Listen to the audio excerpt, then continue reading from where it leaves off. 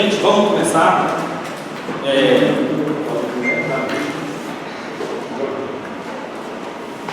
Bom, primeiro, nossas boas-vindas às pessoas que vieram até aqui para um momento que, para todos nós que estamos organizando isso, do ABU, é um momento muito especial. Nós estamos reunidos para fazer aqui em feira, aqui na UFS, o lançamento do produto de um trabalho que é simultaneamente um trabalho intelectual de alto nível, mas é também um esforço de dar a conhecer experiências que, em geral, não encontram espaço para serem conhecidas, para serem pensadas, que são experiências de grupos sociais mantidos à margem, mantidos fora dos circuitos detentores dos mecanismos de poder, dos circuitos dos grupos sociais que dispõem dos meios de registrar suas memórias, de existir como protagonistas da história, que são meios associados aos meios que também estão à sua disposição de permanecer sobre todos nós, né? De fazer prevalecer sobre todos nós seus interesses. Descobrir a história de grupos sociais subalternizados por relações sociais, descobrir essa história, escarafunchar essa história, é um mérito que não é apenas intelectual, como eu dizia, é um mérito político, é um mérito ético. E é, portanto, com muita alegria que a gente se encontra hoje para festejar, para celebrar esse momento. É o livro de Igor Gomes, resultado da sua tese de doutorado. É um estudo sobre grupos sociais subalternos na Bahia, no interior da Bahia, no século XIX. E esse livro está sendo lançado aqui em Feira de Santana, e isso significa um retorno de Igor à casa que o formou como historiador. Igor, há alguns anos atrás, há apenas alguns anos, né, Bizete, era um molequinho aqui fazendo movimento estudantil, ocupando a reitoria, que na época tinha um inquilino de direita, né, ajudando a gente a fazer o LabEU nos primeiros anos. Quer dizer, Igor começou por aqui e acho que esta casa tem alguma coisa a ver com a trajetória dele. Foi professor substituto, já nem lembrava, não foi tanto tempo, né? Você ficou um ano como professor substituto. Então, que a gente receba Igor hoje aqui para ver esse produto intelectual materializado, esse produto de uma militância, né? Que a gente possa hoje estar aqui é motivo de alegria para todos nós. Nós vamos fazer esse encontro dando a palavra a Igor, que vai falar sobre o trabalho dele, né, sobre o argumento que ele desenvolve aqui, quais são as questões que ele tentou responder com essa pesquisa. Depois nós vamos dar a palavra a Mayara Plácido, que também é uma que retorna à casa que a formou. Também ela, não faz muito tempo, andava por aqui, né, Bizete? Andava por aqui aprendendo a ser historiadora e, pelo visto, aprendeu, porque depois continuou trilhando esses caminhos e hoje a gente tem que se referir a ela como doutora Nayara, professora do IFBA, para muito orgulho de todos nós.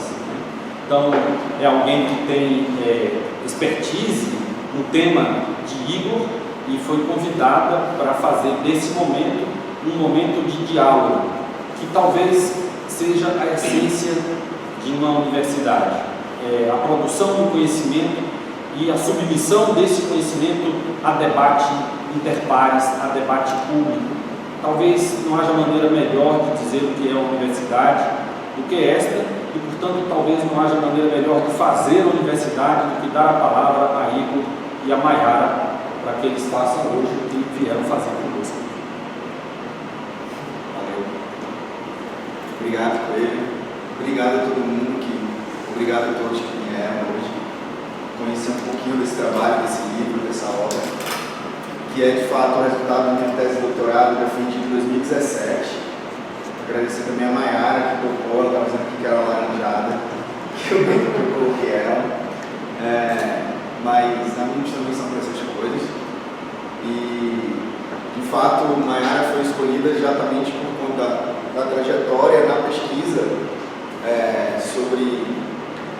encruzilhadas entre sertão e recôncavo, dos sujeitos livres, de pós-abolição, desses sujeitos subalternizados que a gente ainda conhece muito pouco. Porque foi uma das primeiras pessoas que apreciou o trabalho, né, que leu o trabalho com apreço, que dialogou comigo sobre o trabalho. E porque também é professora do Instituto Federal, do qual eu faço parte.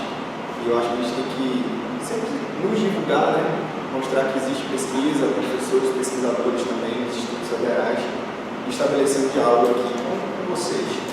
Como eu estava dizendo, essa tese é fruto esse livro é fruto da tese de doutorado, eu fiz em 2017, na Universidade Federal Fluminense, sob a orientação do professor Marcelo Badaró Matos.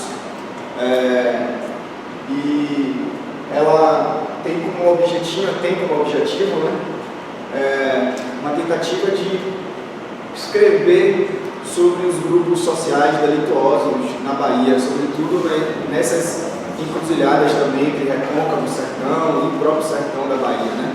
As várias picadas de estradas, vários vilas, termos e comarcas dessa província.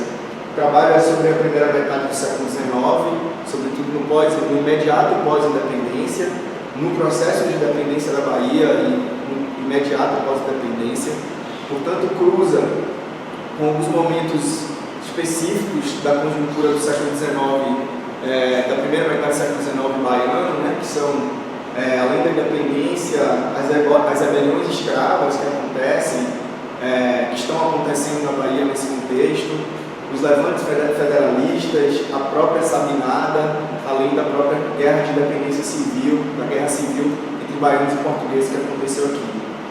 Então, a tese sempre teve a tese da tese sempre foi uma tentativa de mostrar, de discutir uma determinada bibliografia, uma determinada historiografia, que afirmava que o crime nos sertões, né, os crimes acontecidos nos sertões, eles não poderiam, e esse era um debate com Eric Hobsbawm, né, era um debate que essa historiografia fazia com Eric Hobsbawm, que o banditismo ou os crimes, a história social do crime no Brasil ou nos sertões não podiam ser lidos pela chave da resistência ou pela chave da relação social que o banditismo poderia ter, né? A tese do banditismo social de Eric Hobsbawm. Então, esses historiadores se dedicaram muito a estudar, a tentar entender como que esses grupos de bandidos, esses grupos de salteadores, esses grupos de bandoleiros tinham uma relação direta com as casas de fazenda, né? Com os grandes proprietários, com os grandes potentados, né? Eles afirmavam que esses bandidos normalmente agiam nas lutas políticas como jagunços de outros tipos das classes senhoriais, né? Podiam agir, roubavam, montavam grupos, montavam quadrilhas, mas normalmente essas quadrilhas estavam sob a guarda, sob a dependência e sob a proteção de um determinado potentado rural, de um grande fazendeiro, e esses salteadores terminavam, por sua vez, agindo como uma espécie de milícia das casas de fazendas, como uma espécie de milícia dos grandes proprietários rurais dos sertões. Bom, logo de início tinha um mal-estar com essa interpretação e comecei a me debruçar sobre a bibliografia e me debruçar também sobre a documentação. E nessa documentação eu comecei a notar, eu comecei a perceber que essa relação que essas pessoas diziam, ela de fato existia. Essas relações de vínculos entre bandidos, salteadores e casas de fazenda, fazendeiros, ela de fato existiam. Mas essa não era toda a relação. Essa não era toda a história desses homens e mulheres, sobretudo homens, né, no meu trabalho. Não me deparei com grupos onde mulheres participam, exceto na periferia das quadrilhas, né, recebendo, tratando dos ferimentos, levando comida e essas situações.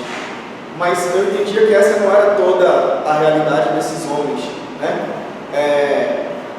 E comecei a achar que essa historiografia escrevia uma história que via esses homens pelo alto, né? Eles apareciam como jagunços de fulanos, eles apareciam aprisionados dentro de uma relação de dominação, de hegemonia cultural, de domínio mesmo, né? Essa relação que era estabelecida entre salteadores e casas da fazenda, ela não era uma relação horizontal.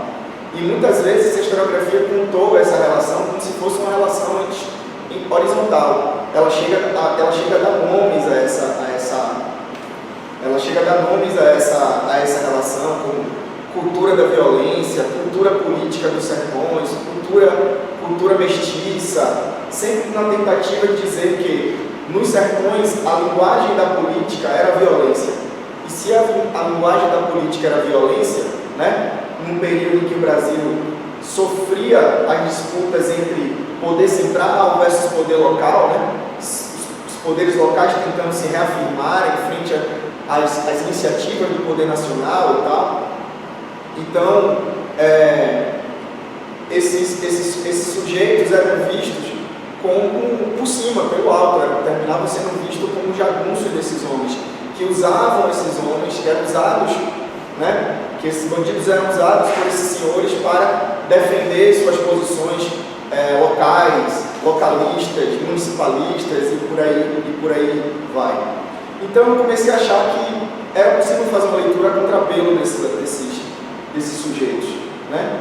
E comecei a perceber que mesmo quando esses sujeitos apareciam relacionados com casas de fazenda, quando eles apareciam relacionados com fazendeiros, existia ali um diálogo surdo, né? Existia ali uma pauta que de alguma forma era contraposta, né, a esses senhores. E esses grupos que se associavam às casas de fazenda, eles terminavam por sua vez ganhando, conquistando espaços, conquistando autonomia para fazer ações individuais. Eles conseguiam fazer botins de guerra, eles isolavam determinadas regiões, eles conseguiam proteção, eles conseguiam inclusive influenciar os corpos de polícia, eles agiam em determinadas regiões sem serem perseguidos pelas milícias da província, deixavam de ser seguidos pelas guardas nacionais, porque ao serem protegidos por esses senhores da fazenda, eles terminavam sendo protegidos pelas instituições, às vezes estatais, né? Às vezes esses senhores da fazenda são capitães, coronéis e majores da Guarda Nacional, às vezes eles são juízes de paz, às vezes eles são juízes municipais, às vezes eles são juízes de direito, são delegados, subdelegados de polícia. Então, ao se associar àqueles fazendeiros, não faziam aquilo para lutar a guerra de outras pessoas, porque a linguagem da violência fazia com que eles se entendessem fraternalmente com os senhores. Mas havia estabelecia-se ali uma contraproposta. A gente luta a sua luta, mas quando a gente for para a nossa batalha, nós não seremos presos, nós não seremos perseguidos, os botins das suas lutas serão meus, né? Havia esquemas de cartório, enfim, uma série de rituais, né, que eu chamo de rituais, né, como o ataque às cadeias, né, a libertação de presos, uma série de situações, né, que eu tento demarcar como existia uma pauta formada por esses grupos sociais delituosos, né? Eles não agiam a favor das homens da casa de fazenda por si só.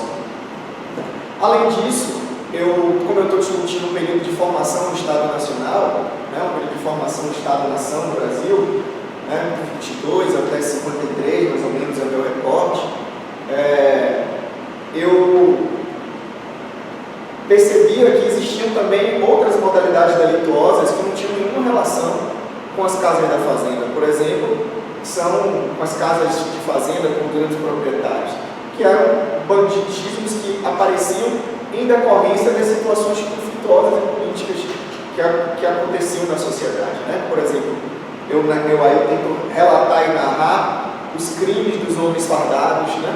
Os crimes policiais e homens de fardas que agiam no sentido oposto da sua farda, roubavam, matavam, discuto o contrabando de armas, contrabando de fardas, tento discutir ao mesmo tempo que havia uma lógica de criminalização das pessoas de cor, das pessoas pobres, sobretudo de cor, um recrutamento violento sobre essas pessoas, que ao fugir do recrutamento já eram automaticamente criminalizadas e que ao fugir do recrutamento terminavam por sua vez se envolvendo com práticas delituosas.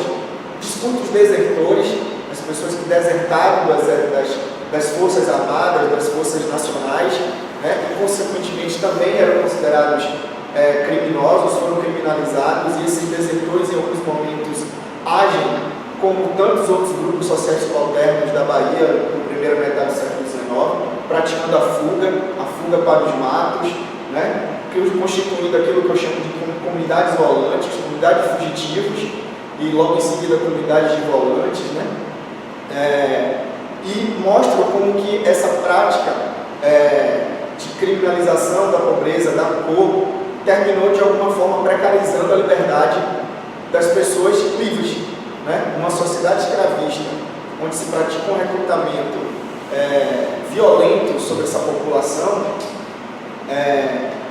a desconfiança sobre o homem de cor é sempre de que ele possa ser um escravo. Consequentemente, recrutar todo homem que está, apesar do escravizado não poder ser colocado nas forças armadas, se recrutava o homem de cor, independente da sua condição, recrutava-o ilegalmente, porque sempre se desconfiava que ele podia ser escravizado em fuga. Isso generalizava a perseguição aos homens de cor, um recrutamento forçado, e é preciso lembrar, o recrutamento é sempre uma prisão forçada. O recrutamento no século XIX é uma prisão, inclusive, às vezes, na maioria das vezes, sem crime, sem cometimento de crime. É o que eu chamo no trabalho de repressão preventiva, né? É o que eu chamo de repressão preventiva, me utilizando um pouco das palavras, das noções que eu não quis exagerar, usar tal qual ele, né? Florestan Fernandes, de contra-revolução permanente preventiva, né?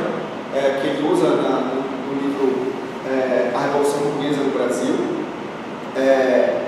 onde ele discute as ações,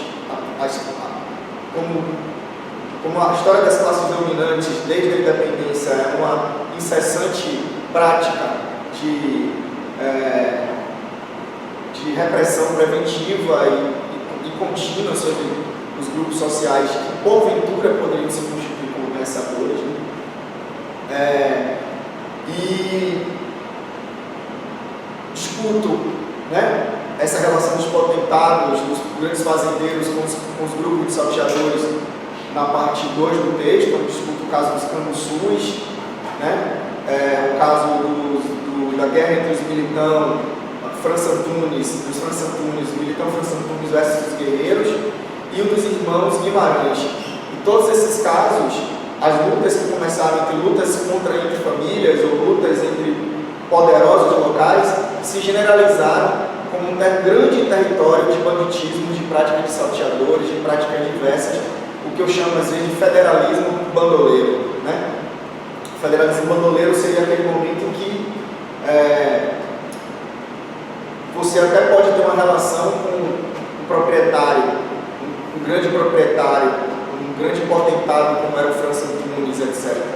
Mas França Antunes chegava a reunir 500 homens ao redor dele. Mas quando não estavam travando guerra, o território que o França Antunes comandava ficava livre para a atuação desses salteadores roubarem, matarem, saquearem. Mas quando havia o momento da guerra, eles novamente se reuniam sob a liderança de um centro. Normalmente eles agiam dispersos de forma federalista, né? Cada célula atacando outros focos, mas quando a guerra se travava, eles novamente se concentravam ao redor da figura do França Antunes, né? E por fim, na última parte, eu discuto realmente os agrupamentos que é onde eu rendo mais homenagem, né, a uma determinada obra, né, que é o que eu denomino de fato a obra heterogênea, onde eu vou mostrar, para debater também com esses historiadores do banditismo do século XVIII e XIX, né, eu tento mostrar como que esses grupos, essas comunidades de volantes, essas comunidades de fugitivos praticam salteadores, elas são muito diversas, elas são muito heterogêneas, para a gente colocar elas como se fosse uma cultura muito homogênea, entre elas mesmo, quiçá uma cultura idêntica à das casas de fazenda, dos grandes fazendeiros, a dos grandes potentados rurais. Eu mostro como, em alguns momentos, como um grupo de salteadores é composto por pessoas que vêm de lugares completamente diferentes, que se encontraram em uma determinada cadeia e fugiram, e a partir da fuga eles constituem um grupo para viver a sobrevivência, depois dispersam, depois se montam novamente, né? Então, para mim, esses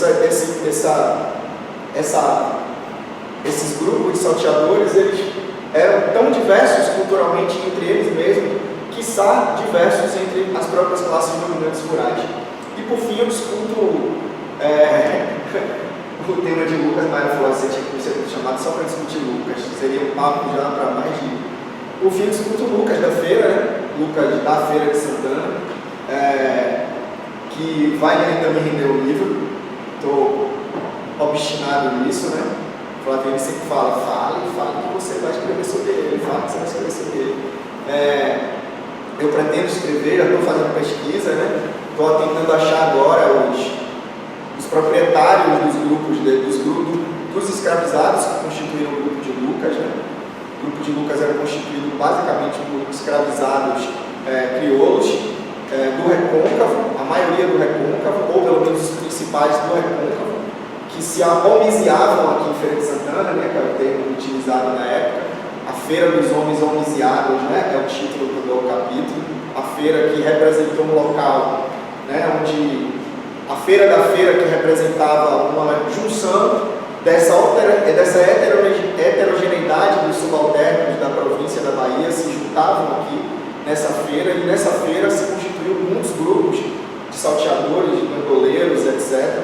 E é onde eu estudo mais nitidamente o grupo de Lucas, mostrando, também discutindo com essa historiografia, que se dedicou tanto a querer ver a relação de Lucas com as classes dominantes, né? Esse é o grande tema, esse é o grande debate que toda a historiografia que existe sobre feira termina por fazer. Lucas colaborou ou não colaborou com as classes dominantes? E normalmente o resultado é que sim, colaborou, como se isso fosse uma forma de pejorar a existência de Lucas, né?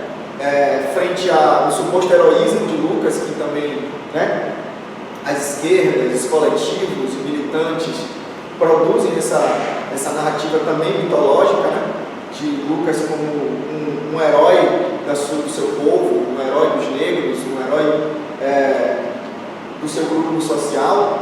Por outro lado, os grupos sociais conservadores tentam produzir em feira a ideia de que nada, Lucas era vinculado às elites, como se isso fosse um demérito e tirasse a simbologia de Lucas como uma figura que merece a importância e o culto que tem na sociedade de Feira de Santana.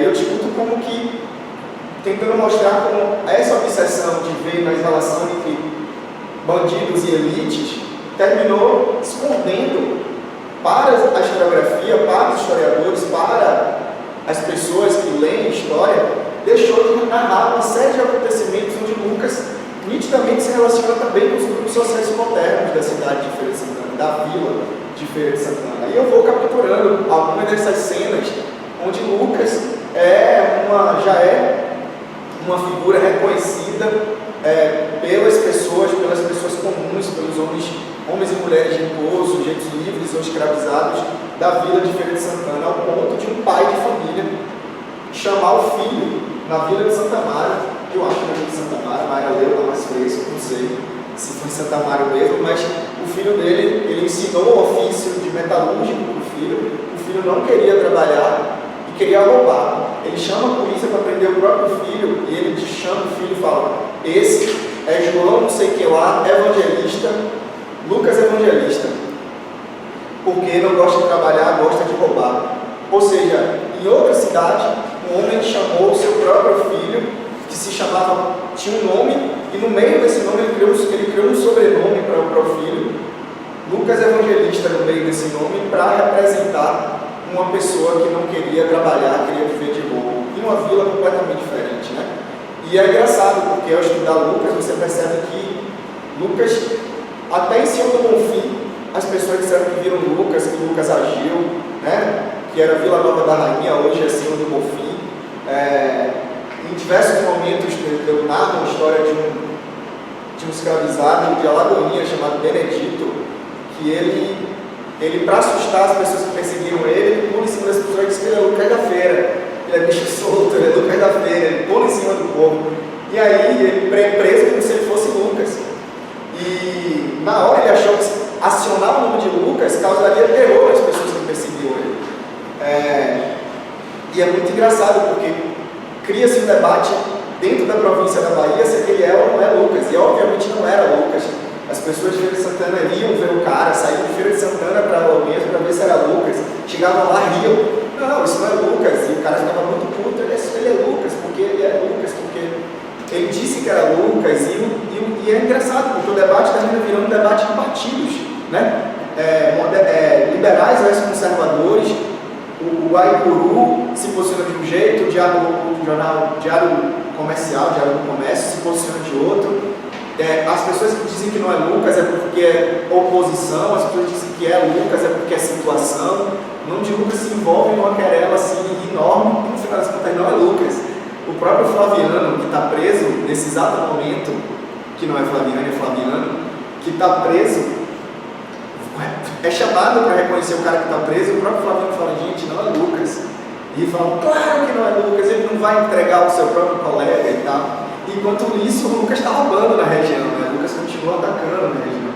Mas o engraçado que eu chamo a atenção do texto também, ao fim, é de que na verdade existiram muito Lucas na cidade, na vila de Feira de Santana, né? Eu até afirmo que nesse período em que Lucas está preso, Flaviano está preso, Lucas está sendo tratado, eu acho, na cadeia, um homem que com a descrição desse cara é espadaúdo, cabelo nos peitos, lábios grossos, forte, sem um dente, não sei o que, com uma ferida na mão. Essa é exatamente a descrição de Lucas. É a exata descrição de Lucas. Exatamente a descrição de Lucas. Que Nina faz, que outras pessoas fazem, trazem para a gente. Exatamente a mesma descrição. Né? Então, se atribui a Lucas, alguns historiadores atribuem a Lucas mais de 100 e poucas ações. Lucas afirma que ele só fez umas 14, 15 ações ao longo da vida dele toda. Né? Então, muitas ações de muitos Lucas que existiam.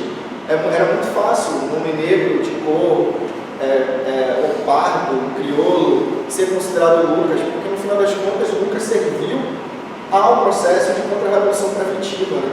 e permanente que as classes dominantes agiam, provocavam nesse contexto, na Bahia, sobretudo na Bahia, nesse contexto. Assim, por fim, esse livro ele rende uma homenagem a 3 obras, assim, né? 3 obras inspiram assim, a discussão desse texto, né? Que tem a ver com essa ideia, né? O que é esse contexto, né? Esse contexto é um contexto onde o Estado Nacional precisa se afirmar sobre a população dos recônditos de todas as vilas do Brasil, da Bahia, em todos os termos, em todas as pequenas vilas. O Estado Nacional precisa se impor, precisa se afirmar sobre essa miríade de pessoas, sobre essa miríade de gentes que tem na Bahia, que tem no Brasil, por todos os lugares. E a afirmação que esse Estado Nacional causa é um processo de enquadramento jurídico-policial da população pobre e de cor na Bahia e no Brasil da primeira metade do 800. Esse país nasce com seus primeiros códigos, suas primeiras leis, para além da de 1824, né, da Constituição, é o Código Criminal de 1830, depois ele mesmo vai ser reformado em 1840, a reforma do Código do Processo Criminal. Esse país ele é construído através de cargos, que são cargos que eu chamo no texto de burocracia da violência, né? Uma burocracia da violência. você tem primeiro o juiz de paz, que tem atribuições policiais e jurídicas numa pessoa só, absurdamente uma concentração de atribuições policiais e jurídicas na mão de uma pessoa. Depois isso se divide para juiz de direito, juízes municipais, delegados, subdelegados, chefes de polícia. Esses são os primeiros e mais importantes cargos que o Estado Nacional constrói para disseminar o seu poder nas vilas mais remotas das sedes, das capitais e por aí vai. Então, por isso que a discussão sobre o Estado Nacional entra nesse texto, né? Um Estado onde o contrabando acontece, o Estado não arrecada. Uma província em que a mercadoria não circula nas estradas por causa dos salteadores, não produz o comércio, não produz as trocas e a liquidez financeira que o Estado precisava. Um Estado que tira a vida das pessoas, um Estado onde a vida não é assegurada, ele não consegue se reproduzir. Um Estado onde a moeda é falsificada, os falsificadores, o Estado não consegue impor a sua lógica monetária. Então, ao praticar o crime, ao praticar delitos, esses homens não necessariamente estão em pé de guerra com o Estado, resistindo por uma outra ordem social, por um tipo, mas eles estavam ali criando dificuldades para que aquela ordem social se impusesse na forma como queria se impor, uma imposição policial jurídica. Então esse livro, por esse motivo, esse livro gera uma certa homenagem a textos que eu acho que me inspiraram, assim, né? Um deles é A Hidra de Muitas Cabeças, de Lineburg e Hedger, o texto do próprio Florestan Fernandes, né? O texto do próprio Florestan Fernandes, que são textos que conseguem analisar, que analisam processos de dominação social, de dominação social que é generalizada sobre as pessoas, sobre os povos, né? No caso de Lineburg e Hedger, os rachadores de água e carregadores de lenha, né? Os escravizados, o proletariado atlântico que ele fala, né? Se não se conseguisse impor a dominação sobre o proletariado atlântico, né? O capitalismo não se disseminaria no novo mundo. E Florestan afirma que se as tentativas políticas onde o povo e algumas vezes os membros das elites se juntaram para fazer levante, sobretudo no pós-independência e mais à frente, né? A resposta a isso sempre foi uma resposta preventiva, violenta e contra-revolucionária. Então, A Ordem Heterogênea, que é esse livro, né, ele lança um olhar sobre essa contra-revolução permanente, preventiva e permanente, que é a codificação dos trabalhadores dentro de uma ordem jurídico-policial que se abate sobre eles o tempo todo, né? Porque, no final das contas, é isso que acontece hoje nas nossas periferias, né? Enquanto você tem uma permanência da polícia ocupando favelas, morros, trocando tiro, ninguém vai reclamar do saneamento básico, porque a vida está muito mais ameaçada diretamente, né? Então, esse ordenamento jurídico-político sobre as classes subalternas é necessário para a dominação das classes dominantes e por aí vai. O terceiro livro é o Raymond Williams, né?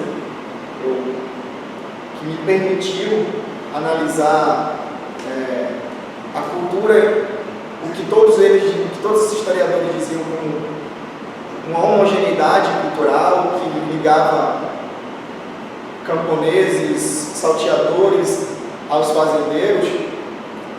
Raymond Williams me permitiu analisar isso como hegemonia cultural, né? Uma prática de hegemonia na forma e nos termos que está lá em marxismo e literatura. Bom, acho que é o que eu tenho para falar sobre esse livro aí. Leiam, comentem, deem seu like. Comprem também. Podem procurar meu Instagram. Deem like, sigam, deem o. Como é? Compartilhem. Vamos monetizar esse. isso, gente. Obrigado pela presença de vocês. Posso? Deve. Boa tarde, gente. Assim, primeiro, os agradecimentos, né? Eu realmente fiquei muito lisonjeada quando o Igor me convidou para participar do lançamento.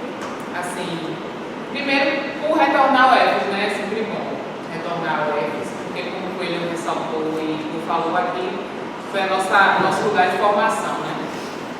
Então eu fiquei muito lisonjeada realmente. Assim, ele me ligou, ele mandou uma mensagem para mim na Semana Santa, na Sexta-feira Santa, no Universal. E eu realmente fiquei lisonjeada porque assim, a pesquisa de Igor apareceu para mim assim nos 4 anos de doutorado, né? 2013 e 2017, que coincidentemente foram os mesmos que eu produzi a minha pesquisa. E a gente se encontrou pouco, né, nesses anos, mas nos aeroportos e corredores das ANPUs nacionais aí, que a gente estava falando mais cedo. Uma dessas, se eu não me engano, foi a de Florianópolis, né? Eu encontrei Igor no aeroporto, a gente estava retornando e a gente conversou sobre nossas pesquisas que já estavam na metade final, né, da escrita. E ele me falou sobre o desdobramento da pesquisa dele em relação à história de Lucas, né, como é que ele estava tentando abordar a questão de Lucas. E eu tinha encontrado um documento na Casa do Sertão sobre Lucas. Eu falei assim, massa, acho que preciso ler o texto de Igor, né, para finalizar a minha tese. E aí, no processo de finalização da tese, ele publicou, disponibilizou a tese dele, e para mim foi um grande diálogo muito interessante, porque, muito embora a minha pesquisa ela esteja demarcada em um contexto diferente, nós tratamos de sujeitos dos subalternos, a partir de não das mesmas perspectivas teóricas, mas de abordagens a partir de uma abordagem bastante semelhante. Então, me inspirou muito a pesquisa de Igor. Então, eu fiquei muito lisonjeada. Também é bom lembrar sempre que Igor foi meu professor aqui na graduação. Então, eu retornei ao EFES para discutir o texto, que é uma pessoa que colaborou com minha formação Brasil 4. Porque eu fui professor muito jovem. Eu também jovem. Enfim, eu gostaria de agradecer ao Labilu pelo convite. Pela acolhida, dizer que é sempre uma felicidade retornar para a UFES, né? E dialogar com uma pesquisa que tangencia a história de Feira de Santana, que é algo que é muito caro para o meu trabalho. E assim, no convite eu fui convidada para debater o texto de Igor, mas eu acho que não é bem isso, né, que a gente vai fazer aqui. Pensando em como conversar com Igor e com vocês todos, né, sobre o texto, eu lembrei dos 5 anos de graduação e dos 2 anos de mestrado aqui, em que esses momentos eram bastante interessantes para a gente aprofundar a nossa prática como historiadora, né? Ouvir pessoas falando de suas pesquisas é sempre muito inspirador. Então, eu falei que era alaranjada, porque Igor sabe que assim, eu tenho um apreço muito grande pela pesquisa, né? A gente aprende aqui na UFES a ter um apreço pela fonte, né? Pelo corpo documental, mas as perguntas, na verdade, são as reflexões sobre o texto, são mais reflexões mesmo, no sentido de fazer com que ele fale mais sobre esse livro, que para mim é uma pesquisa robusta de história social. Acho que é um livro que cerca a resistência subalterna no Brasil, na Bahia, na primeira metade do século XIX, e nesse processo ele nos ensina a fazer história social, né? Nos ajuda a entender como é que se faz história social. E isso para mim é muito importante, foi muito importante ao ler o texto de Igor. Então eu tenho 3 questões, assim, você falando assim, inclusive já tocou em algumas que eu ressaltei no texto, eu gostaria de falar da estrutura do livro, assim. Como é um lançamento, eu acho importante falar da estrutura do livro, assim. Então, eu acho que Igor estruturou o texto de forma a culminar com a experiência do dono de Lucas, né? E que ele já diz na introdução que é como se fosse uma metáfora do seu argumento, né? E de fato, a forma como o Igor constrói, como ele distribuiu a sua pesquisa, apresentando a disponibilidade de armas, a formação do Estado Nacional, como os conflitos entre as classes dominantes permitiam brechas para a atuação dos subalternos nesse processo, né? e dialoga no final com a escravidão, talvez seja um ponto que a gente tenha mais processo de distanciamento, não por questões de pesquisa, mas por questões de aproximação com o tema de fato. E depois ele combina nas discussões sobre a experiência de Lucas aqui na região de Feira de Santana, apresentando comprovando como ele fugiu e como ele conseguiu comprovar através da sua discussão metodológica das armadilhas teóricas em relação à discussão sobre o banditismo.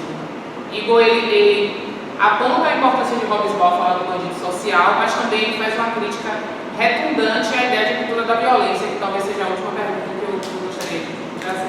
Mas no início, assim, em relação a esse conceito, ao que você entende como banditismo, e aí você mostra como de fato é uma ordem heterogênea, que haja abusos, cabras, ex-escravos, escravos, soldados desertores, enfim. Como esse debate sobre a composição da sua ordem heterogênea, como ela dialoga necessariamente com o teatro da dominação das classes dominantes. Você chama de deslocamento da autoridade, exatamente. E aí, lá na página 225 do texto, eu vi você citando um termo que eu particularmente usei muito nas minhas pesquisas, que é o termo de paternalismo. Lembra que eu falei, vou te perguntar sobre paternalismo. Porque, na perspectiva tocquevillana que você usa, esse seria um termo que acrescentaria bastante, na minha perspectiva, a ideia de condição de dependência abjeta, que é justamente onde você dialoga assim, a agência, que é o mesmo que você faz crítica no texto, ao protagonismo desse grupo da ordem heterogênea, não no sentido do banditismo social, de que há um projeto de sociedade nas suas ações, mas no sentido em que eles utilizam essas brechas para alcançar determinados espaços de autonomia. E aí eu gostaria de perguntar, assim, primeira pergunta é assim, por que a escolha em não utilizar paternalismo? É simples. A terceira pergunta, a segunda pergunta é, aí eu gostaria de puxar a sardinha para a minha parte da fogueira, que é o debate sobre sertão e recôncavo, que é assim, Igor constrói uma pesquisa que trata de Bahia. E em várias partes do texto há referências às relações entre as comunidades volantes, Cachoeira, Santa Maria e Feira de Santana. E isso fica mais materializado quando você trata no caso de Lucas da Feira, mas não é só. Em outras partes do texto, como você falou, a própria lógica econômica de feira, no início da vila, possibilita as ações desses grupos, né? E aí, eu acho que há uma questão que tangencia a sua pesquisa, que não era sua preocupação, é uma preocupação minha, como historiador, assim, de pensar como essa separação simbólica entre sertão e recôncavo, ela não se sustenta. E como as pesquisas apresentam cada vez mais essa relação, sobretudo se a gente for pensar a partir dos grupos subalternos, como essa relação ela era bastante presente. E aí, eu gostaria que, não é a sua perspectiva, mas eu gostaria que você falasse mais sobre isso, porque você traz elementos bastante significativos em apresentar a Feira de Santana quase como se fosse um braço do recôncavo, né? E nesse sentido, e fazendo um link com a terceira pergunta, quando você fala sobre burocracia estatal da violência como lógica de dominação senhorial, você termina seu livro falando isso, e eu fiquei esperando isso muito assim no livro. Assim. Igor está escrevendo um texto sobre liberdade, né? Sobre os sentidos da liberdade no século XIX, na primeira metade do século XIX. E aí eu gostaria que você falasse mais, porque pessoalmente eu gosto muito do seu debate sobre, e que é um debate que você faz na parte 4 do livro, sobre como essa cultura da violência que estereotipa os fidalgos dos sertões, como ela é construída para silenciar as ações dos bandidos, inclusive nas escolhas políticas desses fazendeiros. E é assim que você termina, que eu acho que é assim, vendendo um peixe, assim. Eu acho que Igor traz uma perspectiva que é obrigatória para a gente ler sobre Lucas da Feira. Como você mostra que o teatro da dominação, o enforcamento de Lucas, sintetiza as relações que eram estabelecidas entre a ordem heterogênea e as classes dominantes sertanejas E quando a gente reifica esse brio sertanejo, essa honra sertaneja, que é alçada nos memorialistas, nas pesquisas sobre o sertão, como a gente silencia sobre a dinamicidade das relações entre esses dois grupos. Nesse sentido, silencia também sobre as ações, sobre os vínculos entre o sertão e a Recôncavo, como a gente precisa problematizar estas categorias, né? E por isso que para mim foi um acalanto a tese de Igor, quando eu terminei a minha, porque ele traz isso mesmo para mim, né? Na minha leitura do trabalho de Igor, essa questão está posta, né? Como a gente precisa problematizar esses limites que são mais sociológicos e simbólicos do que geográficos. E se a gente for pensar a experiência dos grupos subalternos no século XIX, se a gente for pensar na primeira metade do século XX, que é o período do trabalho, essas questões elas aparecem militantemente. E aí, novamente, que é um ponto de contato entre as nossas pesquisas, eu lendo os relatos que você fez sobre ações que você trouxe, sobre ações semelhantes ao do bando de Lucas, que você conseguiu pontuar depois que o bando foi desfeito, que Lucas foi assassinado, muito semelhantes à quadrilha dos pretos que eu trabalho que eu joguei lá na introdução da minha tese, mostrando como eles, como eles compreendiam a possibilidade de ação no espaço de feira e esse da feira, e esses bandidos todos eram do Recôncavo, mas reconheciam a praça econômica de Feira de Santana como uma possibilidade de ação. Isso no pós-abolição tem um sentido, durante a escravidão tem outro, mas eu acho que o seu trabalho ajuda muito as pessoas que têm interesse em problematizar essa categoria sertão, sobretudo a partir dos grupos subalternos, e reafirmar que, assim, eu considero que o texto de Igor e eu, retomando aqui as aulas de Coelho, retomando as aulas de R7, assim, eu acho que quando nós encontramos pesquisas que nos ajudam a compreender a nossa relação com fonte e teoria, é muito enriquecedor para a nossa ação como historiador. Eu acho que o livro de Igor, de fato, a pesquisa dele, é uma pesquisa robusta de história social, porque ele consegue cercar os seus bandidos, né? Os seus sujeitos, a partir das descontinuidades, não de uma lógica que congela as ações desses sujeitos. Eu acho que talvez essa seja a fina flor que a gente entende da história social, né? Uma das cerejas do bolo da história social. É isso. Por enquanto, eu acho que é isso.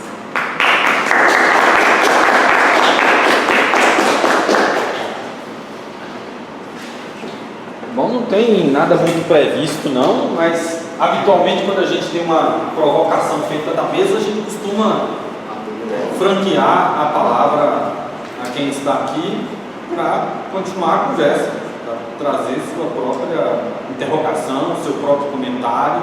Então, que ouviu, né? A palavra está posta. posta. Daqui a pouco você tem direito à réplica, se quiser, mas antes disso, sintam-se todos convidados a, se assim desejarem.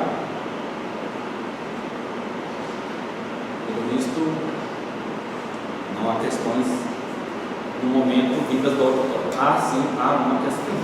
Não, eu não vou fazer questão, eu só vou fazer elogios. E eu estou curiosíssima para ler o livro. Eu já fucei aqui a bibliografia, fontes. Sem fonte não existe historiografia. Essa é a nossa marca, né, Elis? A dialética da oficina do historiador. É por aí. Então, só gostaria de dizer, assim, fiquei encantada com a apresentação do livro. Estou curiosíssima para ler, achei muito bonita a capa. E já fucei aqui, vocês sabem que eu fui logo quando cheguei na minha mão. E tenho certeza, pela sua exposição, que é um trabalho que vai se tornar referência para se estudar o sertão. E um sertão não um lugar inóspito para além do litoral, mas um sertão que é a Bahia. E quando Nayara fala, né, Nayara, fazer mas essa referência de que tem recôncavo, tem sertão, tem essa mobilidade dessas camadas subalternizadas dentro da sociedade, a mim me vem muito algo que eu vivi quando estava fazendo a minha dissertação de mestrado, como se estudar Salvador fosse estudar Bahia. E eu repito isso até hoje. E nesse momento, só existia agora a graduação da UFMA, os estudos se circunscreviam quando muito ao recôncavo. E o recôncavo não subia a ladeira de Curitiba, ficava em Cachoeira. Isso me intrigava profundamente. E agora a gente percebe, e isso é uma alegria para nós todos, que as pesquisas historiográficas, mestrado, doutorado, materiais desse perfil, do Maiara, do Flamiani, daqui, os perdidos todos, que agora viraram lindinhos, não são mais perdidos, são todos lindinhos. Ouvindo os índios que direto. Não, você já é lindinho, você já está no mestrado, você já é lindinho. Então, isso me alegra muito, porque a Bahia saiu da península de Salvador.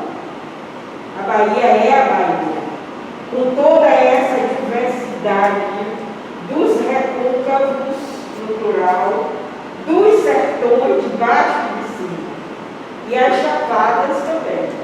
Então, isso me alegra, saber que vocês estão tocando um grande projeto historiográfico, primeiro, que é estudar as camadas subalternizadas da sociedade, as classes sempre esquecidas, e segundo, porque a Bahia deixou de ser a península de Salvador e passou a ser, de fato, esse grande estado complexo, com variedades regionais, geográficas, políticas e sociais. Então, é só alegria hoje, porque os meninos estão produzindo coisas fantásticas. Obrigada. Obrigado pelo menino. João Rocha. A nível da moção aqui, só uma perguntinha. Em primeiro lugar, parabenizo as duas belíssimas exposições e, como a Maiara já elogiou, que Igor cercou bem o seu sujeito social. Nessa tentativa de cercar esse sujeito social, exceto o grupo de Lucas da Feira, você encontrou algum outro exemplo de solidariedade étnica num jagunço dele ao combater um outro jagunço dele de outro coronel? Essa é a curiosidade.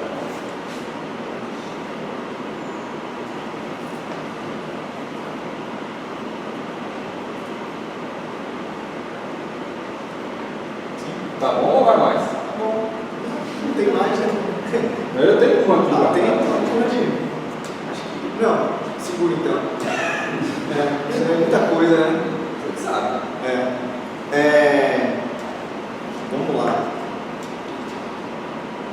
Mas assim, eu podia ter pego a chave do paternalismo e ter feito uma interpretação do texto passando quase toda ela por essa chave, mesmo o discurso das Forças Armadas durante a Guerra Civil Baiana é um discurso paternal, de dar a liberdade ao povo, de trazer a liberdade ao povo, enfim. Só que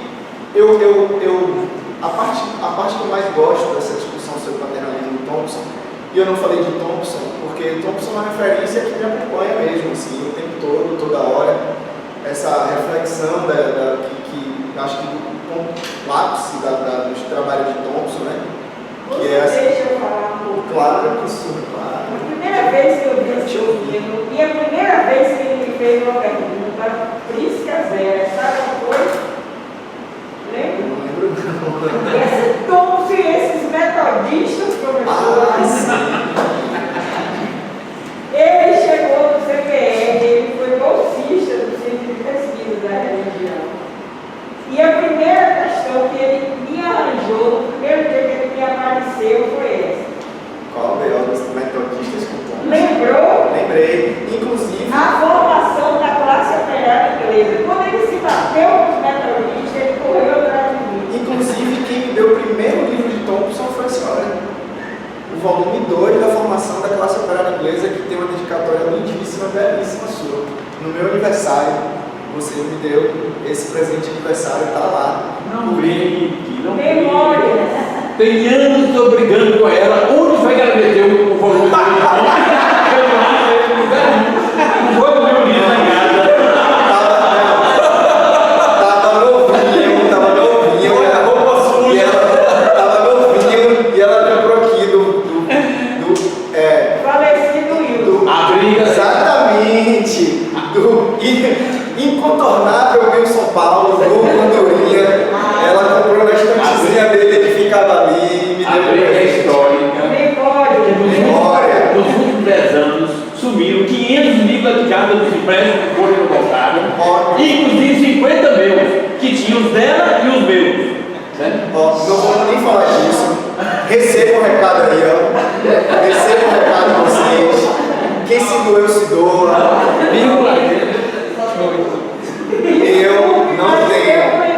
Eu não tenho nenhum, tá? Fico de boa. Mas eu também reclamo disso. Recentemente eu descobri, temos atlas, né? Como eu sou professor do ensino básico, sou professor do ensino médio, e eventualmente dou aula do ensino superior, quando me chamam para dar aula de história da educação e matemática, eu tenho muitos atlas, né? Esse é um material bom de discutir com os alunos, e aí eu tenho um atlas da história moderna e um atlas da história medieval, publicado pela Companhia das Letras. Esses livros sumiram. Eu fui dar uma gulgada, uma futucada para saber quanto era esse livro que eu tinha perdido. Só um desses livros custava R$400. Eu perdi quase R$1.000. Dois livros que eu perdi quase R$1.000. Que os alunos me fizeram expropriação contra-revolucionária. Cada um de nós tem histórias como essa para contar. Mas eu não tenho livro de ninguém aqui, tá? Não, dele foi oferecido. Tem gente aqui nessa sala que tem livro emprestado eu, mas vai me devolver que eu sei. Enfim, boa memória, Para professor. dizer que Thompson me O acompanha. Thompson me acompanha desde sempre. Me acompanha nas orientações, me acompanha na forma que eu penso a história, me acompanha na forma, inclusive, que faz uma história sempre muito combativa, né? Eu sempre estou brigando com alguém nos meus textos de história, então Thompson é meio brigão nos textos de história dele, né? Também assim. Mas o que eu acho fantástico nesse projeto de Thompson é a coisa da luta de classe em classe, né? Que é o que eu acho fantástico também, que está também dentro de Hobsbawm, que é a forma dele narrar o que ele chama de lutas políticas no pré-político, né? Para mim é um projeto histórico muito parecido com o de Thompson. Mas como eu entendo essa interpretação do paternalismo de Thompson, o que eu acho que é o auge da perspectiva do paternalismo entendido, pegando a ação dos subalternos nas relações paternalistas, é o teatro, o contra-teatro da dominação. É o momento em que os subalternos, de alguma forma, lembra a classe dominante de que muitas vezes ela pode estar por um fio, né? Ela aceita em alguns momentos o jogo da dominação, mas ao aceitar esse jogo da dominação, ela sempre produz alguma forma rebelde, inusitada, às vezes violenta, às vezes perigosa, às vezes debochada, né? Como Thompson narra, né? Que é assassinar o animal doméstico, mandar uma carta anônima, que é um texto dele, né? O crime das cartas anônimas, né? Que nunca foi publicado, né? No Brasil, está lá no Habeas Fatal Tree, né? Que infelizmente ninguém nunca publicou para a língua portuguesa, onde tem Peter Linebaugh, Douglas Hay, Marcus Rediker, Thompson, uma trilha de historiadores dessa história social fantásticos, né? E eu acho interessante esse momento, esse momento do contra-teatro do poder, do contra-teatro da dominação, onde o paternalismo é iluminado, mas é iluminado do ponto de vista da resistência. olha, aqui eu estou, aceito jogar o jogo, mas ao jogar o jogo eu te lembro que você tem obrigações recíprocas para comigo. Foi uma opção, foi uma escolha, dentro de um terreno que eu acho que é o paternalismo, porque eu acho que há um uso também demasiado largo de noções topsianas, e paternalismo para mim é um deles, né? O paternalismo virou, para alguns historiadores da classe trabalhadora, o paternalismo virou uma espécie de consciência de classe, onde Getúlio Vargas aparece como um representante dessa consciência de classe política dos trabalhadores. Então, essas relações paternalistas, eu acho que em um determinado momento foram muito abusadas. Então eu quis manter, como eu estou falando dos subalternos, uma coisa que eu não falo no texto, mas no livro eu acho que o texto é sobre isso, né? É literalmente uma história vista de baixo. É um texto demodé de história social, né? De história vista de baixo. Hoje não está mais tanto na moda, essa coisa da história vista de baixo já teve muito na moda. Hoje é micro-história, trajetória, e eu digo logo, eu não faço... Eu ia perguntar isso agora para você. Tá, pergunte se quiser. Não, então, nesse sentido, assim, você poderia ter escolhido e também, você fez as notas de Igor também são bem clássicas, né? São Primeiro, duas páginas de notas. Tem uma nota que ele explica como você utiliza rismo, né? Tem uma nota que eu acho, inclusive, ótima, assim, que você fala como você trouxe a proposta metodológica de rismo para o seu texto. A escolha de não fazer microhistória foi uma escolha. Porque a entrada para a trajetória dos bandidos, da horda heterogênea, acho mais bonito falar assim, dos bandidos, acho que você fecha bem na horda, seria bastante, na palavra não é interessante, né? Seria bem comum, né? No discurso historiográfico atual e pela microhistória. Foi uma escolha sua não ir, né? Foi escolha. Por quê? Só para perguntar. Vamos chegar lá. Botei aqui, é a última. Então, eu decidi, como eu estava trabalhando com essa história de baixo, eu decidi iluminar esse ritual paternalista da reciprocidade. Quando os grupos sociais subalternos aparecem aceitando uma relação que para mim é uma hegemonia de dominação, para mim é uma prática de dominação das classes dominantes, né?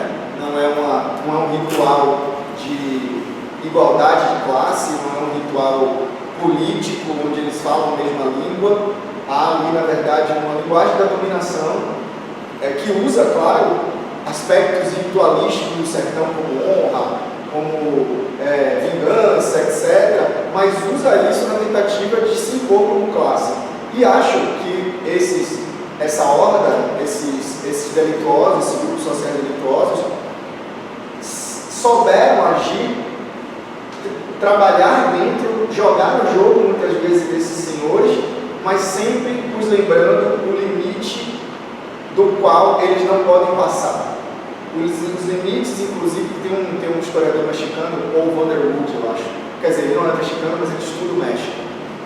E ele, em determinado... ele fala, ele é muito claro, eu cito ele no texto, ele fala: as classes dominantes se relacionavam com os grupos de salteadores e bandoleiros no México até onde eles podiam controlá-los. Ou até no momento que eles eram ainda grupos mais fracos do que a própria classe dominante. Quando a classe dominante entendia que eles eram mais fortes ou eles não podiam controlá-los, eles se unificavam para reprimir, né, os camponeses e o banditismo oriundo da resistência campesina. Então eu decidi focar a discussão do paternalismo muito mais nesse capítulo, nessa parte, tem 3 capítulos sobre a relação com as famílias, né? É onde eu discuto mais ele, porque nesse momento me parece que fica mais iluminado a ideia de que eles estão lá jogando o jogo, participando de um ritual de dominação, mas sempre tem uma contra-lembrança, sempre tem um contra-teatro, um ritual que deixa muito claro que eles estão ali, mas a qualquer momento você pode sobrar, você pode dançar, né? Então, foi uma opção para não patinar muito e esse conceito não virar muitas coisas ao longo da tese. Como eu estava pegando exatamente essa noção thompsiana que acompanha todo o texto também, que é de deslocamento de autoridade, né? Thompson em Senhores e Caçadores, ele fala que para as classes dominantes inglesas do século 17 e 18, né, que é muito ciosa, muito preocupada, né, sobre a manutenção da dominação sobre os seus subalternos, né, mas que isso parecia que não é o debate dele com o Periano, enfim.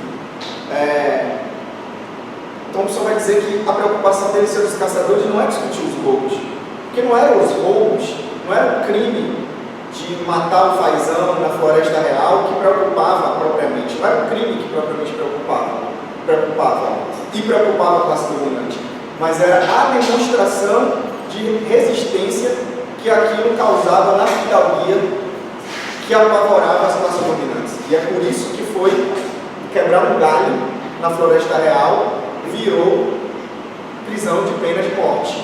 Virou pena de morte. Porque o que precisava impedir era a desobediência. Não o crime, propriamente, mas a desobediência. E aí ele usa esse termo, o deslocamento de autoridade. E aí Mayara foi precisa, porque de fato essa noção, que é uma noção do estudo do paternalismo de Thompson, aparece ao longo de todo o texto, né?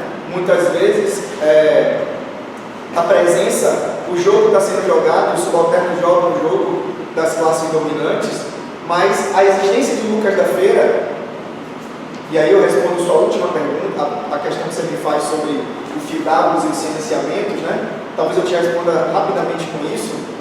A presença de um grupo como o de Lucas numa sociedade onde supostamente a dominação era total,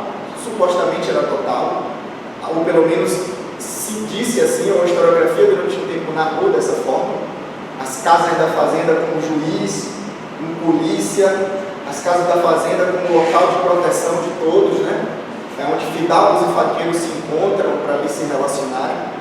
A existência de um grupo como o de Lucas, numa sociedade como Feira de Santana, prova que o esquema de dominação das casas senhoriais da fazenda não é completo e nem pode ser. Mostra que há fissuras. A simples existência de um grupo de salteadores, longo como o de Lucas ou curto como o de Lucas, prova que a dominação tem frechas, tem espaços e a autoridade nem sempre consegue se impor.